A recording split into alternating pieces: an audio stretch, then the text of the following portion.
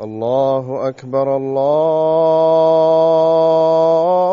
الله أكبر الله أكبر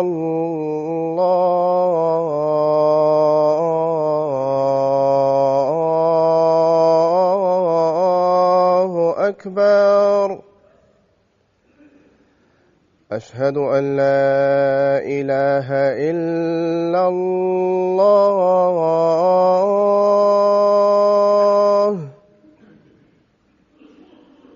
أشهد أن لا إله إلا الله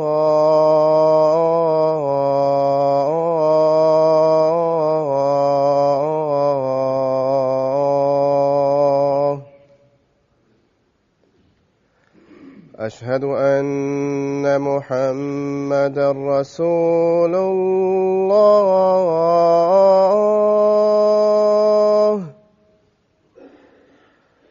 أشهد أن محمدًا رسول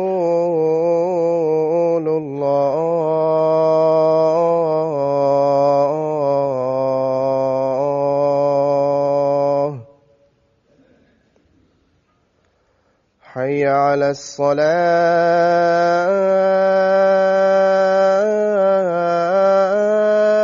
الصلاة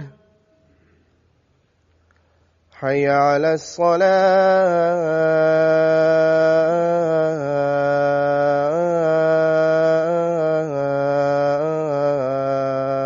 الصلاة حي على الفلاح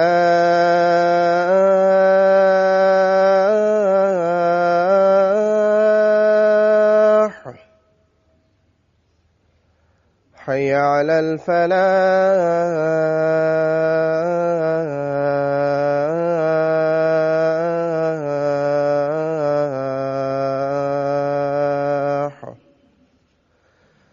الله أكبر الله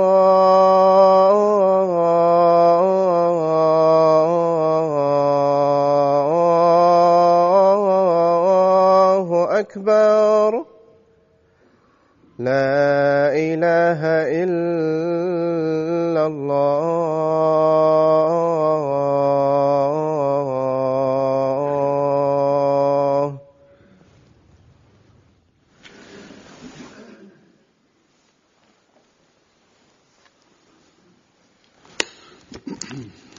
السلام عليكم ورحمة الله.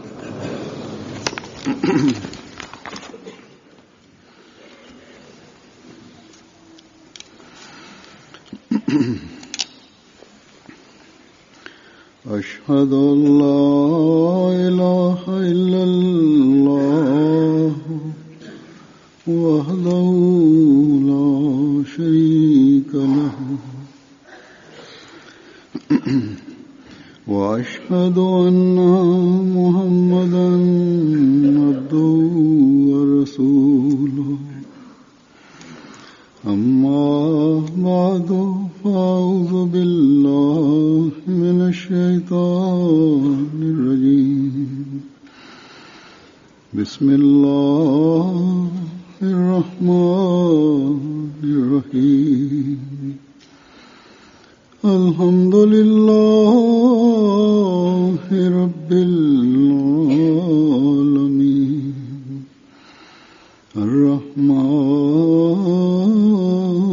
الرحيم مالك يوم الدين إياك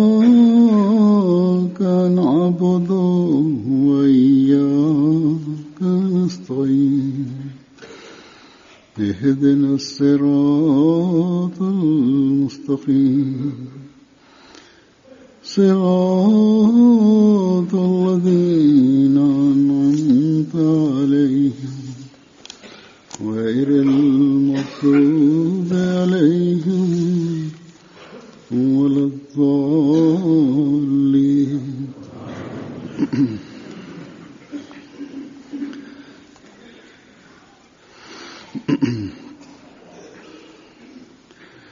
इस वक्त मैं हज़रत मसीह मौद अलैहिस्सलाम के हिन वक़्त मां हज़रत मसीह मौद अलैहिस्सलातु वस्सलाम जा कुझु इक़्तिबास पेश कंदुसि जिन में पाण अल्लाह ताला जे बारे में ॿुधायो आहे उसका मर्तबा क्या है, त अल्लाह ताला जी कहिड़ी हक़ीक़त आहे, उन जो मर्तबो कहिड़ो आहे, इन जे सभिनी ताक़तुनि जे मालिक और ऐं वाहिद ऐं अकेलो हुअण जो मक़ाम आहे। नीज़ ये भी कि वही है पिण हीअ बि मखलूक का खालिक है, त उहो ई आहे हर चीज जेको समूरी मख़लूक जो ख़ालिक आहे। उसको फना नहीं। हर शइ खे फना आहे ये बयान फरमाया ऐं उनखे फना नाहे। कि पाण ही बि बयानु फरमायाऊं खुदा तक त पहुंचने का जरिया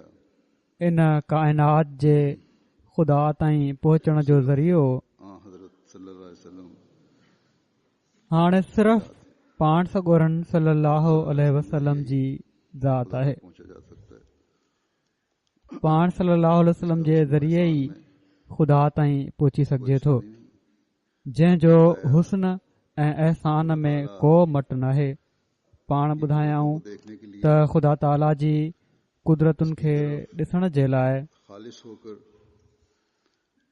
उन ॾांहुं ख़ालिस थी उसके आगे झुकण ज़रूरी आहे। तो झुकना जरूरी है, उन जे अॻियां जरूरी है। ख़ालिस थी झुकण ज़रूरी आहे।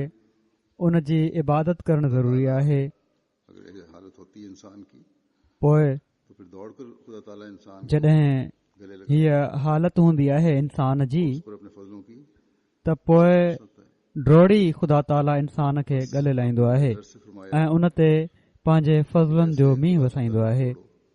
सो पाण वॾे दर्द सां फरमायाऊं त अहिड़े ख़ुदा सां तालुक़ ॻंढियो त जीअं पंहिंजी दुनिया ऐं आख़िरत सुधारण वारा बणिजी सघो। जो तमाम कायनात हिकिड़े हंधि अल्लाह ताला जी कहिड़ी हक़ीक़त आहे, उहो ख़ुदा जेको सभिनी काइनातुनि जो मालिक आहे, जंहिंखे इस्लाम पेश कयो आहे, इन जी कहिड़ी हक़ीक़त आहे, इन बारे में पाण फरमाइनि था यानी हर एक त ख़ुदा आसमान ऐं ज़मीन जो नूर आहे। यानी हर हिकु नूर अरबा में है, जेको बुलंदी वो अजसाम ऐं हेठाई में नज़र अचे थो, जाती है, तोड़े उहो रूहनि में आहे, तोड़े उहो जिस्मनि में आहे, बातनी है, तोड़े ज़ाती आहे, तोड़े अर्ज़ी आहे, तोड़े ज़ाहिरी आहे, तोड़े बातनी आहे, अल्लाह ताला की तरफ से तोड़े ज़हनी आहे, तोड़े ख़ारजी आहे। यानी हर क़िस्म जो नूर अल्लाह ताला जे तरफ़ां ईंदो आहे। अल्लाह ताला ई नूर आहे जेको जिस्मनि में नज़र अचे थो। ज़ाती ख़ूबियूं आहिनि, उन्हनि में नज़र अचे थो। अल्लाह ताला जे तरफ़ां की खूबियां हैं उनमें नजर आती हैं, किन ज़ाहिरी खूबियां हैं ख़ासि माण्हुनि खे ॾिनल ख़ूबियूं आहिनि, उहे उन्हनि में नज़र अचनि थियूं। ज़ाहिरी ख़ूबियूं आहिनि या उझूं ख़ूबियूं आहिनि, ज़हनी ख़ूबियूं आहिनि या ख़ारजी आहिनि। नजर आ रही होती है, वो सब इंसान जे ॿाहिरि नज़र अची रही हूंदियूं आहिनि या कंहिं शइ जी सूंहं नज़र अची रही हूंदी आहे, उहे सभु इस बात अल्लाह ताला जे नूर जे करे आहिनि। हजरत रब्बुल फरमाइनि था उन ई जे फैज़ जो अतियो आहिन। ही इन ॻाल्हि जी तरफ़ इशारो आहे त हज़रत रब्बुल आलमीन जो आम फैज़ हर शइ ते मुहित थी रहियो आहे ऐं को इन जे फैज़ खां ख़ाली नाहे। जेतिरियूं दुनिया में शयूं आहिनि, नजर आती जेतिरियूं उन्हनि जूं ख़ूबियूं नज़र अचनि थियूं, इंसान देखता है उसको जिथे जिथे सूंहं नज़र अचे थी, हुस्न नज़र अचे थो, इंसान ॾिसे थो, फैज़ आम की वजह से उन जा फ़ाइदा पहुची रहिया हूंदा आहिनि। और उससे हर फैज़ से क़िस्म जूं शयूं जेके आहिनि उहे अल्लाह ताला जे आम फैज़ जे करे आहिनि फरमाया कि वो ऐं उन जे फैज़ खां को ख़ाली नाहे, तोड़े उहो केर बि हुजे। फरमाइनि था त उहो ई सभिनी फैज़नि जी शुरूआत आहे ऐं सभिनी नूरनि जो इलतुल इलल ऐं सभिनी रहमतुनि जो सरचश्मो आहे। वही तमाम उन्हीअ मां समूरा फैज़ निकिरनि था। सबब और उहो ई सभिनी नूरनि जो सबबु ऐं ज़रियो आहे। उहो ई आहे जिथां रहमतुनि जा चश्मा रहमतों की चश्मे फुटनि था। उसी की हस्ती हकीकी तमाम आलिम को उन्हीअ जी उसी की हक़ीक़ी हस्ती तमाम आलम समूरे आलम जी क़यूम ज़बर की पनाह है, ऐं समूरे ज़ैर ज़बर जी पनाह दुनिया आहे। को कायम रखने के लिए यानी सॼी दुनिया खे क़ाइमु रखण जे लाइ या जो ऐं जेका बि उन में भञ थी रही आहे या जेके बि तब्दीलियूं पैदा थी रहियूं आहिनि चीज को उहे जुल्मत उन ई जी तरफ़ मोटनि थियूं। उहो ई आहे जंहिं हर हिकु शइ खे चीजें थी अदम जे ज़ुल्मत खाने मां ॿाहिरि कढियो आहे। और खिलत वजूद बख्शा, जेके उंदाहिनि में पयल शयूं हुयूं उन्हनि खे ॿाहिरि कढियईं ऐं वजूद जी खिलत बख़्शियईं।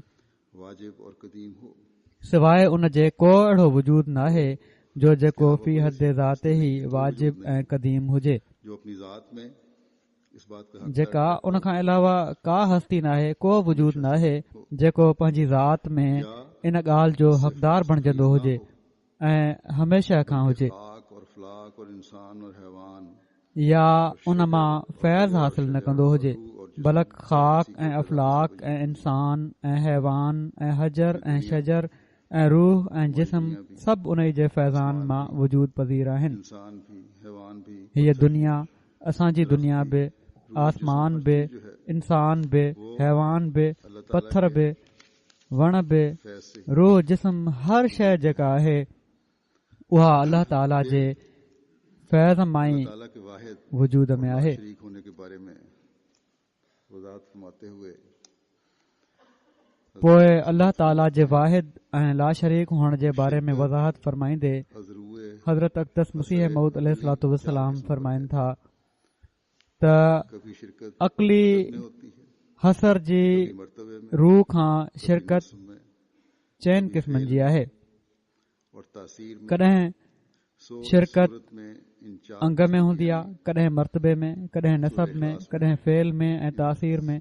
सो इन सूरत में शिरकत से खुदा इन्हनि चइनि क़िस्मनि जी यानी सूरह इख़लास में इन्हनि चइनि क़िस्मनि जी शिरकत खां खुदा जो पाक हुअणु बयानु फरमायो वियो आहे ऐं खोले ॿुधायो वियो आहे त हू पंहिंजे अंग में हिकु आहे, ॿ या टे नाहे मुनफरद ऐं हू समद आहे यानी पंहिंजे वजूद इसके वजूद जे मर्तबे ऐं मोहताज लय हुअण में मुनफ़रिद ऐं अकेलो आहे इबादत ऐं सवाइ उन जे सभई शयूं मुमकिनुल वजूद ऐं हालिकु ज़ात आहिनि।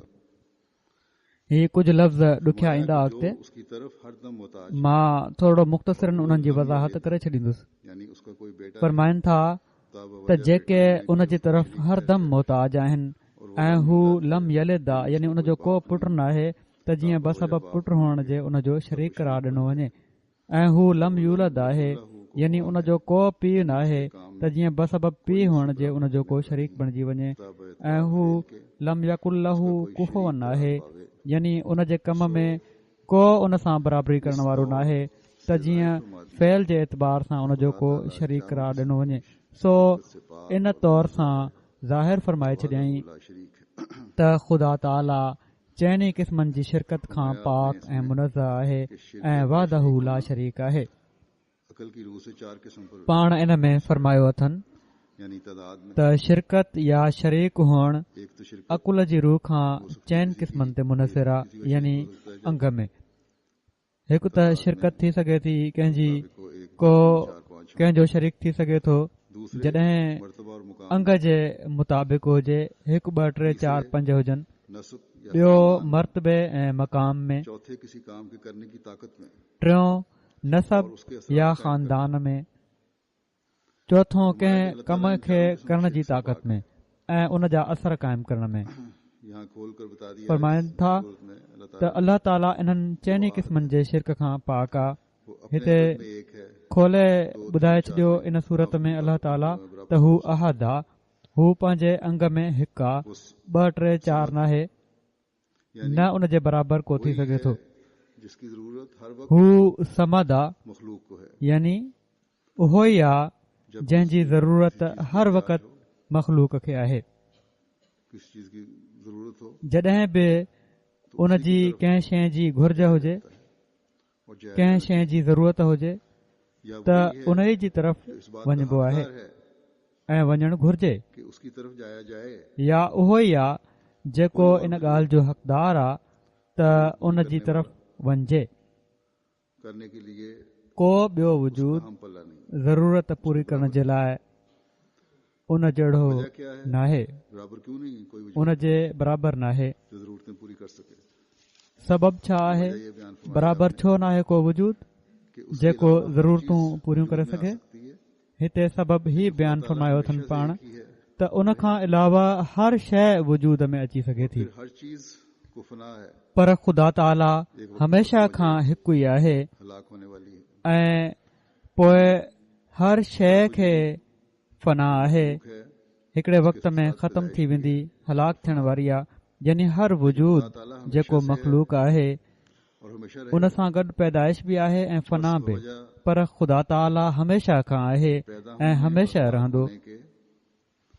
सो बसबब पैदा थियण ऐं हलाक थियण जे वक्त के लिए है बाक़ी मख़लूक आरज़ी आहे, और कुछ वक्त के लिए हो, वो अपनी कुझु जरूरियात वक़्त जे लाइ आहे, सामान मुहैया नहीं कर सकते। ऐं जेको आरज़ी ऐं कुझु वक़्त जे लाइ हुजे उहो पंहिंजनि ज़रूरतुनि जा समूरा सामान मुहैया नथो करे सघे, न कंहिं खां मुहैया कराए सघे थो। सो जेको समूरा सामान मुहैया न करे सघे उन खे जो हमेशा खुद से है, हिकिड़े ख़ुदा जी ज़रूरत आहे, जिसने ये ऐलान किया है कि मैंने जेको हमेशा खां आहे ऐं हमेशा रहंदो, जंहिं ही ऐलान कयो आहे त मां पंहिंजी मख़लूक जी ज़िंदगी क़ाइमु रखण जे लाइ सामान मुहैया कया आहिनि। उहो ई आहे जंहिं ते इन्हिसार करे सघिजे थो ऐं करणु घुर्जे। सो ही सबबु आहे, नसब की बात की हीअ माना आहे तफ़सील सां समझ जी। अल्लाह ताला फरमाता है लम यलिद पोइ नसब जी ॻाल्हि कयूं वलम त अल्लाह ताला फरमाए थो लम यलिद, बस नसब उन जो को पुटु नाहे, वलम यूलद ऐं उन जो को पीउ नाहे। सो नसब नसुल खां हू बाला आहे, तंहिं करे उन जो को शरीक थी नथो सघे। पोइ चौथी ॻाल्हि उसके कामों अल्लाह ताला पंहिंजे बारे में फरमाए थो त लम यकुल लहू कुफुवन अहद, वाला नहीं उन जे कमनि में को उन जी बराबरी करण वारो नाहे। काम कर सकता है, ना ही काम के सो नतीजे जॾहिं बराबरी करण वारो नाहे त न ई ख़ुदा ताला जहिड़ा को कम करे सघे थो, न ई कमनि जा नतीजा ऐं असर पैदा करणु कंहिंजे वस में आहे या थी सघे थो। और बड़े फख्र से कहता है कि मैंने ये ही कर दिया, वो कर दिया। जेको आम दुनियादार बि पंहिंजे कमनि जा नतीजा ॾिसी रहियो हूंदो आहे ऐं वॾे फ़ख्र सां चवंदो आहे त मां हीउ करे छॾियो, हू करे छॾियो, उसके बस में नहीं है। उन जा बि जेके नतीजा पैदा थी रहिया हूंदा आहिनि, ही नतीजा पैदा करणु इंसान को उन जे वस में नाहे। उसकी मेहनत भला का मिल रहा होता है। कुदरत जे कानून तहत इंसान खे वो रब उन जी महिनत जो सिलो मिली रहियो हूंदो आहे, रब भी जेका है, महिनत हू कंदो आहे। भी है। उसकी हू रुबूबियत और रहमानियत रब का बि फैज़ आहे ऐं रहमान बि आहे। उस कितना बदकिस्मत उन है जी वो रुबूबियत ऐं रहमानियत जो फैज़ इंसान खे मिली रहियो हूंदो आहे।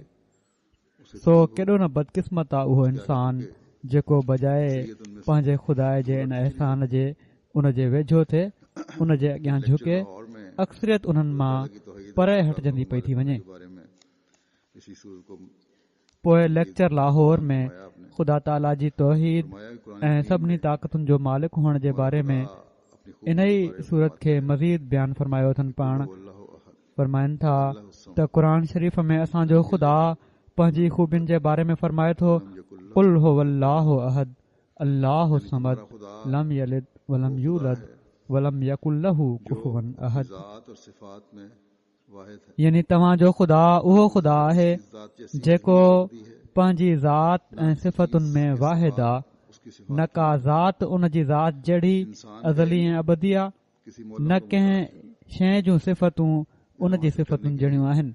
इंसान जो इल्मु वाले की जरूरत कंहिं मौलम जो मोहताज आहे। और फिर महदूद है।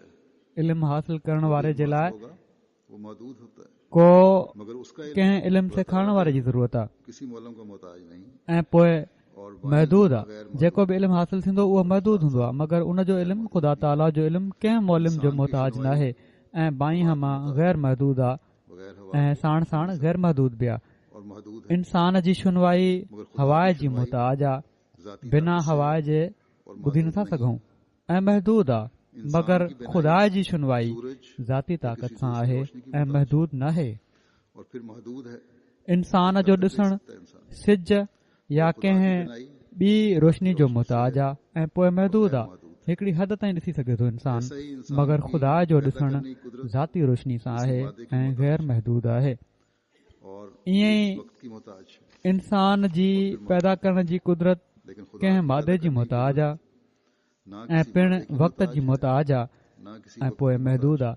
पर ख़ुदा जी पैदा करण जी कुदरत न कंहिं मादे जी मुहताज आहे न कंहिं वक़्त जी मुहताज आहे ऐं गैर महदूद आहे, छो त उन जूं समूरियूं सिफ़तूं बेमिसाल आहिनि ऐं जहिड़ो क उन जो को मिसाल नाहे, उन जी सिफ़तुनि जो बि को मिसाल नाहे। जेकॾहिं हिकड़ी सिफ़त में उहो नाक़िस हुजे त पोइ सभिनी सिफ़तुनि में नाक़िस हूंदो। इन लाइ उन जी तौहीद क़ाइमु नथी थी सघे जेसि ताईं जो हू पंहिंजी ज़ात वांगुरु पंहिंजी सभिनी सिफ़तुनि में बेमिसाल न हुजे। पोइ इन खां अॻिते पाण फरमाइनि था त इन खां अॻिते मथे ॾिनल ममदूहा आयत जी हीअ माना आहे त ख़ुदा न कंहिंजो पुटु आहे ऐं न को उन जो पुटु आहे, छो त हू गनी बिज़ात आहे, उन खे न पीउ जी ज़रूरत आहे ऐं न पुट जी। हीअ तौहीद आहे जेका क़ुर शरीफ़ सेखारी आहे, जंहिं ते ईमान जो दारो मदार आहे। पोइ ख़ुदा ताला जी वहदानियत जो अकुली दलील ॾींदे पाण क़ुर शरीफ़ जे अक़ीदनि मां ई इस्तिबात कंदे फरमाइनि था, यानी बयानु कंदे फरमाइनि था त पोइ बाद उन जे वहदहू ला शरीक हुअण ते हिकिड़ो अकुली दलील बयानु फरमायो आहे ऐं चयो अथई लौ कान फीहिमा आलिहतुन इल्लल्लाहु लफसदता। फिर अंबिया की आयत 23 है, फिर फरमाया वमा कान माहू मिन इलाह।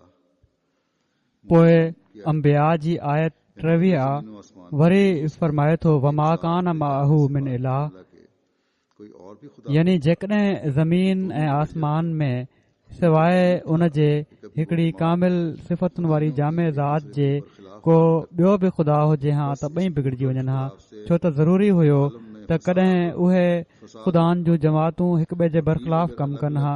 सो इन ई फोट ऐं इख़्तिलाफ़ सां आलम में फ़साद अची वञे हा ऐं पिण जेकॾहिं अलॻि अलॻि ख़ालिक हुजनि हा त हर हिकु उन्हनि मां पंहिंजी मख़लूक जी भलाई घुरे हा ऐं उन्हनि जे आराम जे लाइ ॿियनि खे बर्बाद करणु जाइज़ रखे हा। सो हीअ बि दुनिया में फ़साद जो मूजिब थिए हा। सो सवाल ई पैदा नथो थिए त हिक खां वधीक को ख़ुदा हुजे। पोइ ख़ुदा ताला जी किन सिफ़तुनि जो जेको क़ुर शरीफ़ में जंहिंजो ज़िक्र आहे उन्हनि जो ज़िक्र फरमाईंदे मुख़्तसिर वज़ाहत पाण फरमाई अथनि। फरमाइनि था त जंहिं ख़ुदा जी तरफ़ असांखे क़ुर शरीफ़ सॾियो आहे उन ई सिफ़तूं लिखियूं आहिनि।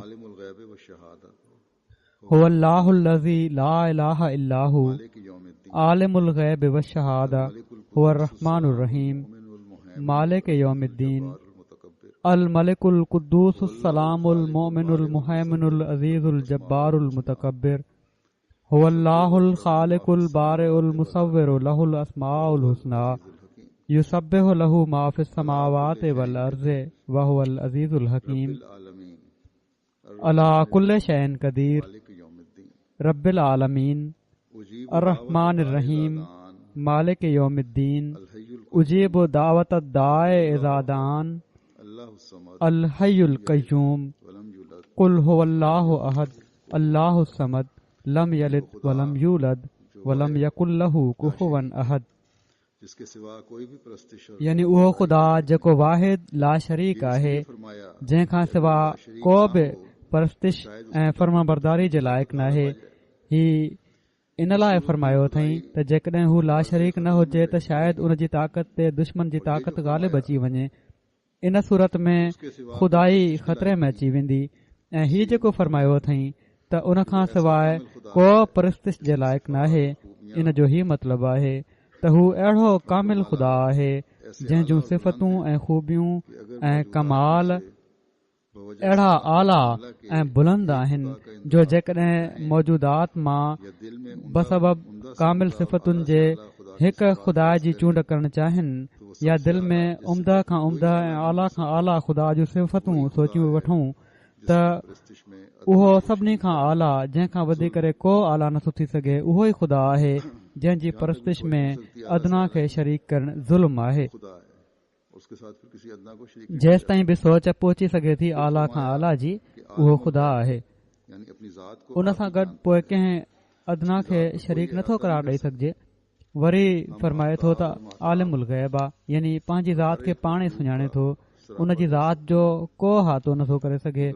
असां आफ़ताब ऐं महताब ऐं हर हिकु मख़लूक खे न खां वठी चोटी ताईं ॾिसी सघूं था, मगर ख़ुदा खे मुकमल ॾिसण खां लाचार आहियूं। हर शइ खे असां ॾिसी सघूं था, पर ख़ुदा खे जिस्मानी सूरत में नथा ॾिसी सघूं। वरी फरमाए थो त हू आलिम शहादा आहे, यानी का शइ उन जी नज़र खां परदे में न आहे। ही जाइज़ नाहे त हू ख़ुदा चवराए पोइ शयुनि जे इल्म खां गाफ़िल हुजे। हू हिन आलम जे ज़रे ज़रे ते पंहिंजी नज़र रखे थो, पर इंसान नथो रखी सघे। हू ॼाणे थो त कॾहिं हिन सिरिश्ते खे टोड़े छॾींदो ऐं क़यामत बर्पा करे छॾींदो, ऐं उन खां सवाइ को नथो ॼाणे त ईअं कॾहिं थींदो। सो उहो ई ख़ुदा आहे जेको हिननि सभिनी ताक़तुनि खे ॼाणे थो। वरी फरमाए थो हुअ रहमान, यानी हू जानदारनि जी हस्ती ऐं उन्हनि जे अमलनि खां पहिरियां पंहिंजे लुत्फ़ सां, कंहिं मक़सद सां न, ऐं न कंहिं अमल जे करे उन्हनि जे लाइ राहत जा सामान मुयसर करे थो। जहिड़ो क आफ़ताब ऐं ज़मीन ऐं ॿियनि सभिनी शयुनि खे असांजे वजूद ऐं असांजे अमलनि जे वजूद खां पहिरियां असां लाइ बनाए छॾियईं, ऐं इन अतीअ जो नालो ख़ुदा जे किताब में रहमानियत आहे। ऐं इन कम जे लिहाज़ खां ख़ुदा ताला रहमान चवराईंदो आहे, यानी समूरिन ज़रूरतुनि खे पहिरियां खां मुहैया करे छॾियईं। ही उन जी रहमानियत आहे। वरी फरमाए थो त रहीम, यानी उहो ख़ुदा नेक अमलनि जी तमामु नेक जज़ा ॾींदो आहे ऐं कंहिंजी महिनत खे ज़ाया नाहे कंदो, ऐं इन कम जे लिहाज़ खां रहीम चवराईंदो आहे।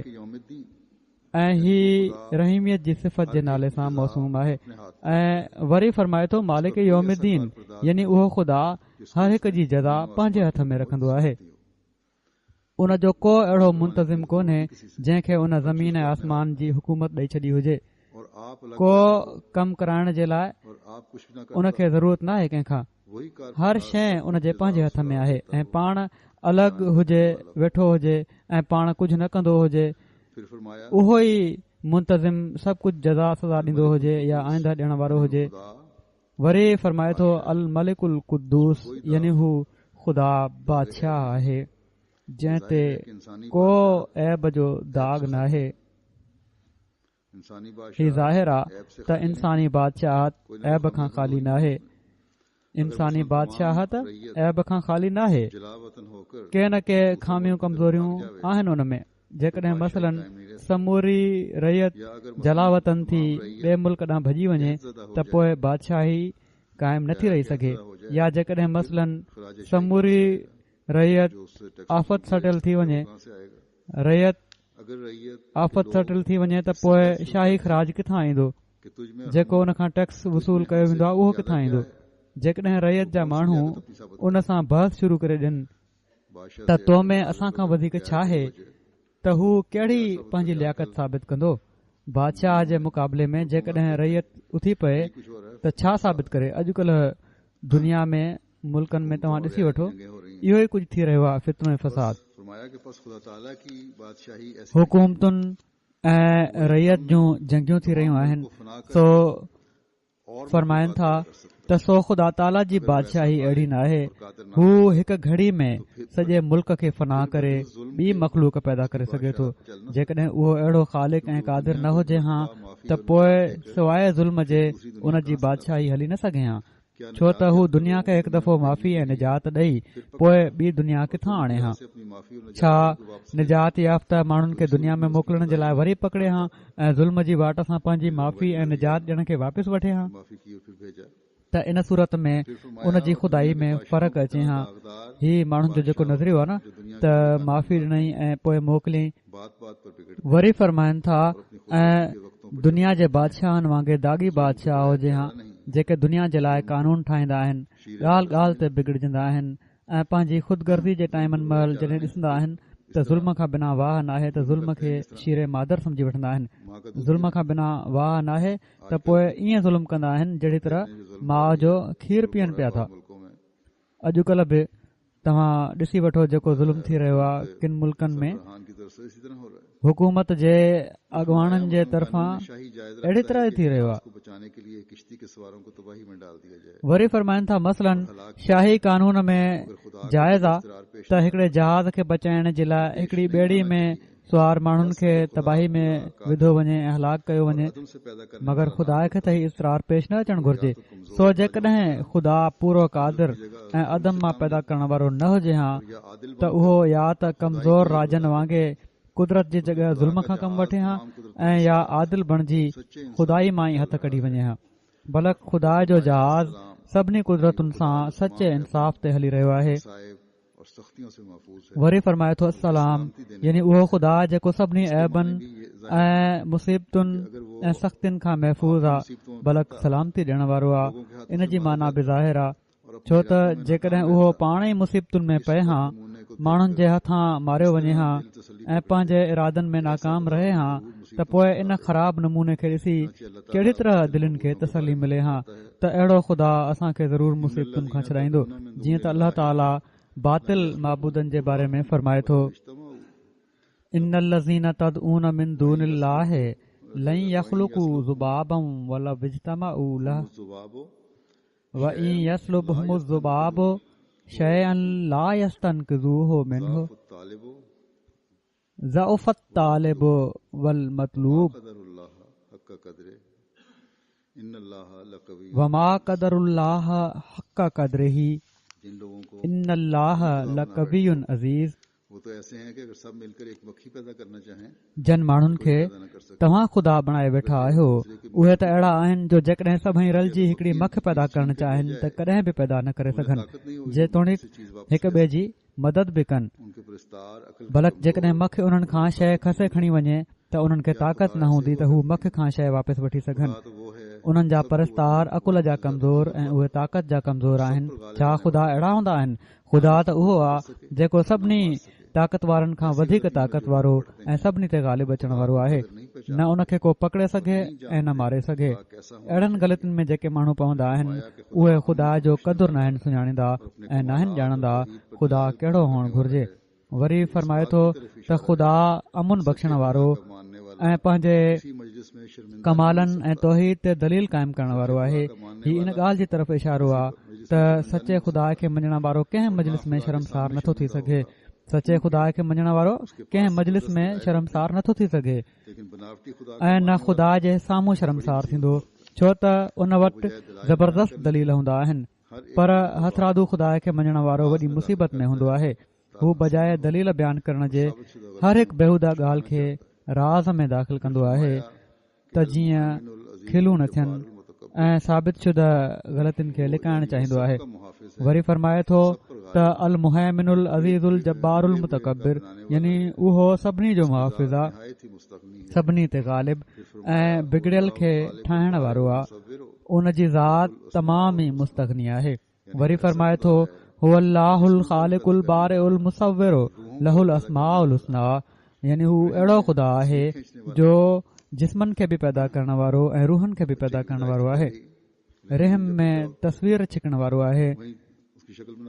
ॿार जी पैदाइश खां पहिरियां ई रहम में जॾहिं ॿारु हूंदो आहे उते ई उन जी शिकिल ठाहे छॾींदो आहे। समूरा नेक नाला जेसि ताईं ज़हन में अची सघनि सभु उन जा नाला आहिनि। ऐं वरी फरमाए थो युसब्बिहु लहू मा फ़िस समावाति वल अर्ज़ि व हुवल अज़ीज़ुल हकीम, यानी आसमान जा माण्हू बि उन जे नाले खे पाकाई सां यादि कंदा आहिनि ऐं ज़मीन जा माण्हू बि। हिन आयत में इशारो फरमायो वियो आहे त आसमानी ग्रहनि में आबादी आहे ऐं उहे माण्हू बि ख़ुदा जी हिदायतुनि जा पाबंद आहिनि। यानी ॿी दुनिया में बि अहिड़ा ॻोल्हा थी सघनि था जिथे आबादियूं हुजनि, बलक आहिनि। ऐं वरी फरमाए थो अला कुल शैइन क़दीर, यानी ख़ुदा वॾो क़ादिर आहे। ही परिस्तारनि जे लाइ तसली आहे, छो त जेकॾहिं ख़ुदा आजिज़ हुजे ऐं क़ादिर न हुजे त अहिड़े ख़ुदा मां कहिड़ी उमेद रखनि। ऐं वरी फरमाए थो रब्बिल आलमीन अर्रहमान रहीम मालिक यौमुद्दीन उजीब दावत दाए इज़ादान यानी उहो ई ख़ुदा आहे जेको सभिनी जहाननि खे पालण वारो किसी के हाथ में नहीं दिया, रहमान रहीम ऐं जज़ा जे ॾींहं जो पाण मालिक आहे। देने वाला यानी इन अख़्तियार खे कंहिंजे हथ में नथई ॾिनो। हर हिकु पुकारण वारे जी पुकार खे ॿुधण वारो ऐं जवाबु ॾियण वारो यानी दुआउनि खे क़बूल करण वारो। ऐं वरी फरमाए थो अलहयुल क़यूम यानी हमेशा रहण वारो ऐं सभिनी जाननि जी जान ऐं सभिनी जे वजूद जो सहारो। ही इन लाइ जो हू अज़ली अब्दी न हुजे त उन जी ज़िंदगी जे बारे में बि धड़को लॻल हूंदो त शायदि असां खां पहिरियां न फ़ौत थी वञे। ऐं पोइ फरमाए थो त उहो ख़ुदा अकेलो ख़ुदा आहे, न उहो कंहिंजो पुटु ऐं न को उन जो पुटु ऐं न को उन जे बराबरि ऐं न को उन जो हमजिन्स। यही है वरी पाण फरमाइनि था लफ्ज़ इस्लाम में इस्लाम मज़हब जे सभिनी हुकमनि जो असुल मक़सदु इहो ई आहे त उहा हक़ीक़त जेका इस्लाम लफ़्ज़ में मख़फ़ी आहे उन ताईं पहुचायो वञे। कोशिश कर इन ई मक़सद जे लिहाज़ खां क़ुर शरीफ़ में अहिड़ियूं तालीमूं आहिनि जो जेके ख़ुदा खे प्यारो बनाइण जे लाइ कोशिश कनि पयूं थियूं। क्योंकि किसी किथे उन जे हुस्न ऐं जमाल खे ॾेखारीनि थियूं, किथे उन जे अहसाननि खे यादि ॾियाराइनि थियूं। के जरिए से छो त कंहिंजी मोहबत या त हुस्न जे ज़रिए सां दिलि में वेहंदी आहे ऐं या अहसान जे ज़रिए सां। जीअं त लिखियलु आहे त ख़ुदा पंहिंजनि समूरिन ख़ूबियुनि जे लिहाज़ खां वाहिद ला शरीक आहे, कामला का को बि उन में नुक़्स नाहे। सिफात उसमें जमा है हू मेड़ आहे समूरिन कामिल सिफ़तुनि जो, समूरियूं सिफ़तूं उन में जमा आहिनि कामिल तौर ते। के इज़हार उससे हो रहे होते हैं। ऐं मज़हर आहे सभिनी पाक कुदरतुनि जो, हर पाक कुदरत जा इज़हार उन खां थी रहिया हूंदा आहिनि। ऐं मबदा आहे समूरी मख़लूक जो, हर शइ जेका आहे पैदा करण वारो उहो ई आहे। ऐं सरचश्मो आहे सभिनी फैज़नि जो, समूरा फैज़ उन ई खां मिलंदा आहिनि। ऐं मालिक आहे समूरी जज़ा सज़ा जो, उसी की तरफ लौटने वाले हैं। ऐं मर्ज आहे सभिनी मामलनि जो। सभई कम जेके आहिनि, सभई अमल जेके आहिनि उन जी तरफ़ मोटण वारा आहिनि। सबसे ऊपर ऐं वेझो आहे बावजूद परे हुअण जे, ऐं परे आहे बावजूद वेझड़ो हुअण जे। करीब है। हू सभिनी खां मथे आहे पर नथा चई सघूं त उन जे हेठां को ॿियो बि आहे, यानी त एॾो उहो वेझो आहे। ऐं उहो सभिनी शयुनि खां वधीक ॻुझो आहे, मगर नथा चई सघूं त उन खां को वधीक ज़ाहिर आहे। हू ज़िंदा आहे पंहिंजी ज़ात सां ऐं हर हिकु शइ उन सां गॾु ज़िंदा आहे। वो कायम है अपनी जात से। हईअ जो मतिलबु इहो ई आहे त ज़िंदा बि आहे ऐं ज़िंदा रखण वारो बि आहे। उसने हर यक हू क़ाइमु आहे पंहिंजी ज़ात सां ऐं हर हिकु शइ उन सां क़ाइमु आहे। उन हर हिकु शइ खे खणी रखियो आहे ऐं का शइ नाहे जंहिं उन खे खणी रखियो हुजे। पैदा हुई है यानी हर शइ जो इन्हिसार अल्लाह ताला जी ज़ात ते ई आहे। का शइ नाहे जेका उन खां बग़ैर पाण मुरादो पैदा थी आहे या उन खां बग़ैर पाण मुरादो ज़िंदा रही सघे थी। चीज का नूर हू हर हिकु शइ ते मुहित आहे, मगर नथा चई सघूं त कहिड़ो हाथो आहे। बरताव है। हू आसमान ऐं ज़मीन जी हर हिकु शइ जो नूर आहे परवरदिगार ऐं हर हिकु नूर उन ई जे हथ सां चमकियो उससे परवरिश ऐं उन ई जी ज़ात जो अक्स आहे। हू सभिनी आलमनि जो परवरदिगार आहे। किसी रूह की को रूह नाहे जंहिंखे हू पालींदो न हुजे ऐं पाण मुरादो हुजे। और उसकी कंहिं रूह खे का ताक़त नाहे जेका उन खां न मिली हुजे ऐं पाण मुरादो हुजे। अमल किसी ऐं उन जूं रहमतूं ॿिनि क़िस्मनि जूं आहिनि। जमीन और हिकिड़ी उहा सूरज और चांद जेका कंहिं आमिल जे अमल जी सबक़त खां बग़ैर क़दीम खां ज़हूर पज़ीर आहे, सालों के जहिड़ो क हमारे आराम के लिए बनाए गए हैं। ज़मीन ऐं आसमान ऐं सिज ऐं चंड ऐं तारा ऐं पाणी ऐं बाह ऐं हवा ऐं समूरा ज़रा हिन आलम जा जेके असांजे आराम जे लाइ बनाया विया आहिनि। ईअं ई जिन शयुनि जी असांखे ज़रूरत हुई उहे समूरियूं शयूं असांजी पैदाइश खां पहिरियां ई असांजे लाइ मुहैया कयूं वयूं ऐं हीउ सभु ओड़ी महिल कयो वियो जॾहिं त असीं ख़ुदि मौजूदु न हुआसीं, न असांजो को अमल हुयो। केरु चई सघे थो त सिज मुंहिंजे अमल जे करे पैदा कयो वियो या ज़मीन मुंहिंजे कंहिं शुद्ध कर्म जे सबबु बढ़ाई वई आहे, कंहिं नेक कम जे करे ठाही वई। मक़सदु हीअ उहा रहमत आहे जेका इंसान ऐं उन जे अमलनि खां पहिरियां ज़ाहिर थी चुकी आहे, एक अमल करो जेका कंहिंजे अमल जो नतीजो न आहे। ॿी रहमत उहा आहे जेका अमलनि ते मुतरतब थींदी आहे।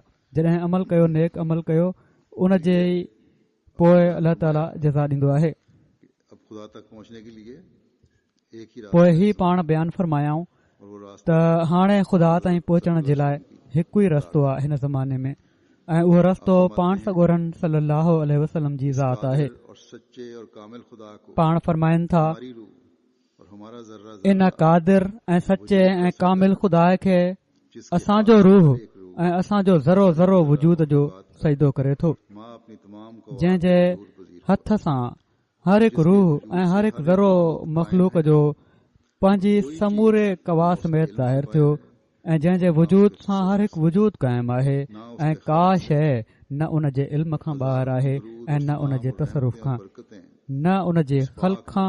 मोहम्मद मुस्तफा ऐं हज़ारे दुरूद ऐं सलाम ऐं रहमतूं ऐं बरकतूं इन पाक नबी मोहम्मद मुस्तफ़ा सलाहु वसलम ते नाज़िल थियनि, जो आप जंहिं जे ज़रिए सां असां उहो ज़िंदह ख़ुदा हासिल कयो, करके अपनी हस्ती जेको पाण कलाम करे पंहिंजी हस्तीअ जो पाण असांखे निशान ॾिए थो कदीम और कामिल ताकतों और ऐं पाण फ़ौकुल आदत निशान ॾेखारे पंहिंजी क़दीम ऐं कामिल ताक़तुनि ऐं कुवतुनि जो असांखे चिमकण वारो चहिरो ॾेखारे थो।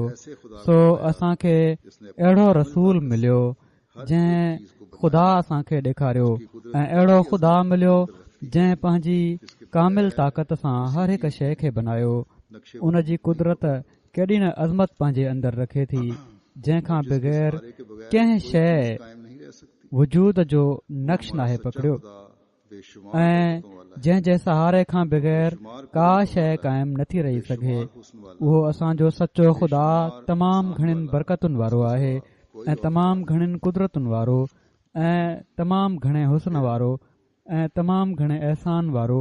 उन खां सवाइ को ॿियो ख़ुदा नाहे। जो खुदा ताला को नहीं मानते, पोइ आप फरमाते हैं अहिड़नि माण्हुनि जे बारे में जेके ख़ुदा ताला खे नाहिनि मञंदा, पाण फरमाइनि था और वराउल वरा त और निहायत मख्फी वाक़या हुई ख़ुदा जी ज़ात गैबुल गैब ऐं वराउल वरा जिसको ऐं तमामु ॻुझी निकिती आहे, छुपी हुई जंहिंखे इंसानी अकुल सिर्फ़ पंहिंजी ताक़त सां दरियाफ़्त नथा करे सघनि। सिर्फ अकलों उहा ॻुझी हस्ती आहे ऐं उनखे सिर्फ़ ताला को किस तरह समझें अकुलनि सां महफ़ूज़ नथो करे सघिजे। किया जा सकता है। त दरिया माण्हू चवंदा आहिनि त साईं असां अकुल सां ख़ुदा ताला खे कीअं सम्झूं, या सिर्फ़ अकुल सां ई सम्झी सघिजे थो। ताकत से इंतजाफ नहीं कर फरमाइनि था सिर्फ़ पंहिंजी ताक़त सां दरियाफ़्त नथा करे सघनि, सकती, दलील नहीं हो सकती इंसानी अकुल सिर्फ़ पंहिंजी ताक़त सां दरियाफ़्त नथा करे सघनि।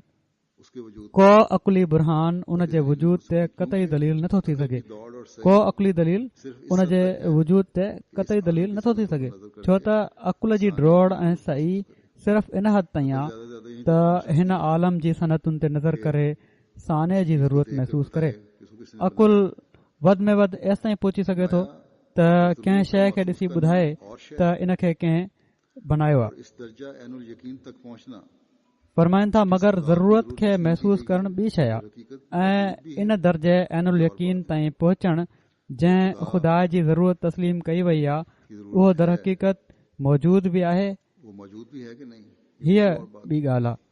और चूंकि अकल हिकिड़े ख़ुदा जी ज़रूरत आहे उहो मौजूद बि आहे या न, हीअ बिल्कुलु ॿी ॻाल्हि आहे। एक फलसफी ऐं छो त अकुल जो तरीक़ो नाक़िस ऐं अणपूरो ऐं मुश्तबे आहे, बल्कि अक्सर तंहिं करे हर हिकु फिलासफ़र सिर्फ़ अकुल जे ज़रिए सां ख़ुदा खे सुञाणे नथो सघे।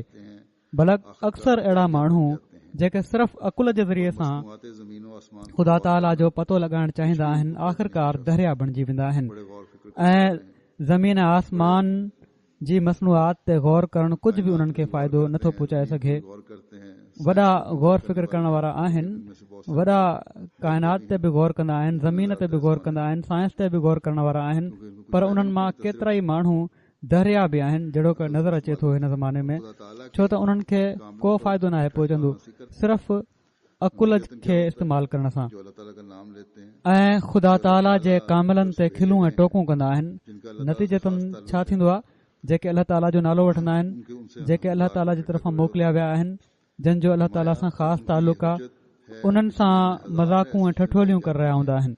जिसके वजूद का फरमाइनि था ऐं उन्हनि जो ही दलील आहे त दुनिया में हज़ारे अहिड़ी शयूं मिलनि थियूं जंहिं जे वजूद जो असीं को फ़ाइदो नथा ॾिसूं ऐं जिन में असांजी अक़ली तहक़ीक़ सां का अहिड़ी सनत साबित नथी थिए जेका साने ते दलालत करे बल्कि बिल्कुलु लॻव ऐं बातिल तौर ते इन्हनि शयुनि जो वजूद मिले थो।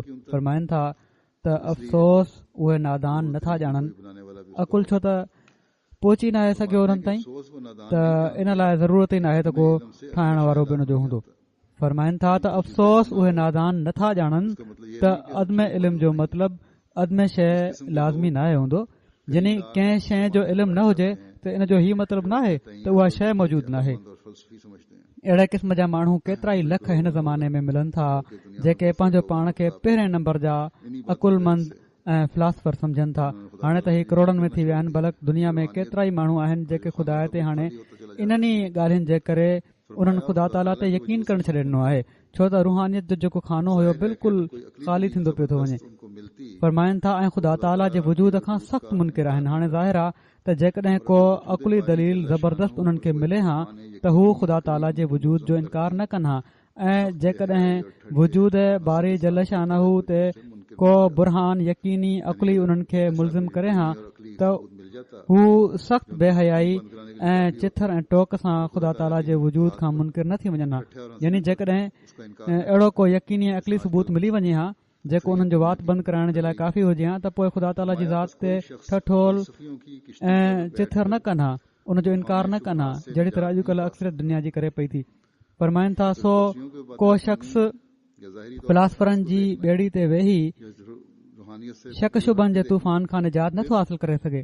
सिर्फ़ फिलासफरनि जूं ॻाल्हियूं ॿुधणियूं आहिनि या ज़ाहिरी तौर ते साइंस खे ॾिसणो आहे या रूहानियत खां परे हटी ॾिसणो आहे त पोइ जेके शक शुबा दिलि में पैदा थियनि था अलाह ताला जी हस्ती जे बारे में, उन्हनि खां तव्हां निजात नथा हासिल करे सघो। उहे तव्हांजी दिलि मां कॾहिं बि ख़तमु नथा थी सघनि, बल्कि ज़रूरु गर्क थींदो, मज़ीद दहरियत में ॿुॾंदो वेंदो ऐं हरगिज़ ख़ालिस तौहीद जो शरबत उनखे मुयसर न ईंदो। हाणे सोचो त हीउ ख़्यालु केॾो न बातिल ऐं धप वारो आहे त बग़ैर वसीला नबी सल्लल्लाहु अलैहि वसल्लम जे तौहीद मिली सघे थी।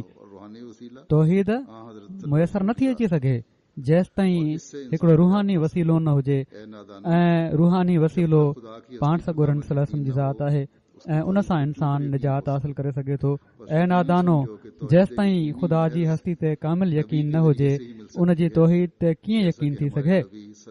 सो यकीनन समझो त तौहीद यकीनी सिर्फ़ नबी जे ज़रिए मिली सघे थी, जहिड़ो कि असांजे नबी सल्लल्लाहु अलैहि वसल्लम अरब जे दहरियनि ऐं बदमज़हबनि खे हज़ारे आसमानी निशान ॾेखारे ख़ुदा ताला जे वजूद जो क़ाइल करे वरितो ऐं हाणे ताईं पाण सॻोरनि सल्लल्लाहु अलैहि वसल्लम जी सची ऐं कामिल पैरवी करण वारा उहे निशान दहरियुनि जे साम्हूं पेश कनि था। ॻाल्हि इहा ई सच आहे त जेसि ताईं ज़िंदा ख़ुदा जूं ज़िंदा ताक़तूं इंसान मुशाहिदो नथो करे, शैतान उन जी दिलि मां नाहे निकिरंदो ऐं न सची तौहीद उन जी दिलि में दाख़िल थींदी आहे ऐं न यकीनी तौर ते ख़ुदा जी हस्ती जो क़ाइल थी सघे थो। ऐं ही पाक ऐं कामिल तौहीद सिर्फ़ पाण सॻोरनि सल्लल्लाहु अलैहि वसल्लम जे ज़रिए मिलंदी आहे। पोइ ख़ुदा जे वजूद ते यकीन ॼाणाइण जे लाइ अहिड़ो यकीन जेको इंसान जी तवजो सिर्फ़ ऐं सिर्फ़ ख़ुदा ताला जी तरफ़ हर मामले में रखे। पाण फरमाइनि था, वॾे दर्द सां फरमाइनि था त असांजे ख़ुदा में तमामु घणा अजाइबात आहिनि, मगर उहे ॾिसंदा आहिनि जेके सिदक ऐं वफ़ा सां उन जा थी विया आहिनि। हू गैरनि ते जेके उन जी कुदरतुनि ते यकीन नाहिनि रखंदा ऐं उन जा सादिक ऐं वफ़ादार न आहिनि, उहे अजाबात ज़ाहिर नाहे कंदो। केॾो न बदबख़्त उहो इंसान आहे जंहिंखे हाणे ताईं हीअ ख़बर नाहे त उन जो हिकिड़ो ख़ुदा आहे जेको हर हिकु शइ ते क़ादिर आहे। असांजो बेश्त असांजो ख़ुदा आहे, असां जूं आला लज़तूं असांजे ख़ुदा में आहिनि, छो त असां उन खे ॾिठोसीं ऐं हर हिकु ख़ूबसूरती उन में ॾिठीसीं। हीअ दौलत वठण जोगी आहे जेतोणीकि सिर ॾियण सां मिले, ऐं हीउ लाल ख़रीद करण जे लाइक़ु आहे जेतोणीकि समूरो वजूद विञाइण सां हासिल थिए। ऐं महरूमो, इन चश्मे ॾांहुं डोड़ो जो उहो तव्हां खे सैराब कंदो। हीउ ज़िंदगी जो चश्मो आहे जेको तव्हां खे बचाईंदो। मां छा कयां ऐं कहिड़ी तरह इन ख़ुशख़बरी खे दिलनि में विहारे छॾियां, कहिड़े दोहल सां मां बाज़ारनि में पढ़ो ॾियां त तव्हांजो ई ख़ुदा आहे त जीअं माण्हू ॿुधी वठनि, ऐं कहिड़ी दवा सां मां इलाज कयां त जीअं ॿुधण जे लाइ माण्हुनि जा कन खुलनि। अलाह ताला असांखे तौफ़ीक़ ॾे त असीं हिन ज़िंदा ख़ुदा जो पैगाम हिन ज़माने जे इमाम ऐं पाण सॻोरनि सल्लल्लाहु अलैहि वसल्लम जे सचे आशिक़ जी पोइवारी में दुनिया खे पहुचाइण वारा थियूं। ऐं दुनिया खे ही अहसास ॾियाराइण वारा थियूं त ज़िंदा ख़ुदा आहे, मौजूद आहे, हाणे बि ॿुधंदो आहे, निशान बि ॾेखारींदो आहे। उन ॾांहुं मोटो, उन जी तरफ़ अचो ऐं असां ख़ुदि बि इन ख़ुदा सां ज़िंदा तालुक़ पैदा करण वारा थियूं ऐं इन तालीम ते अमल करण वारा थियूं, उन जी इबादत जो हक़ अदा करण वारा थियूं, उन जी सिफ़तुनि जो सही इदराक हासिल करण वारा थियूं, उन जे इनामनि जा वारिस थियूं ऐं असां जूं नस्लूं बि असां बि हमेशह अल्लाह ताला जे शिरक खां हर तरह महफ़ूज़ रहूं।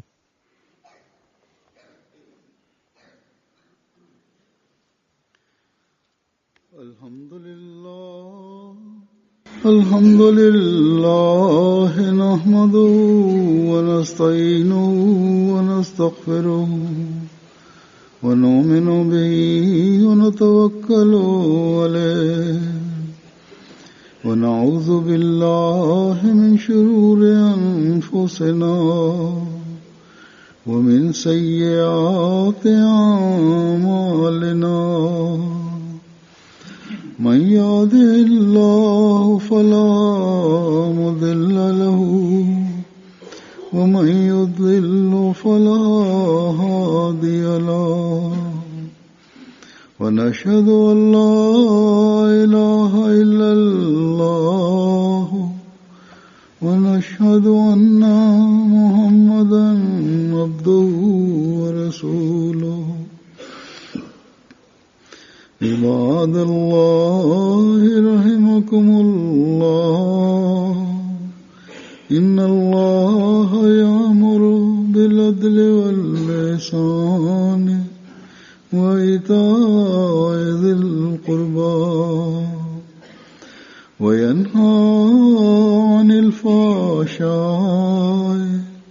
والمنكر والبغي يعظكم لعلكم تذكرون اذكروا الله يذكركم وادعوه يستجب لكم ولذكر الله أكبر.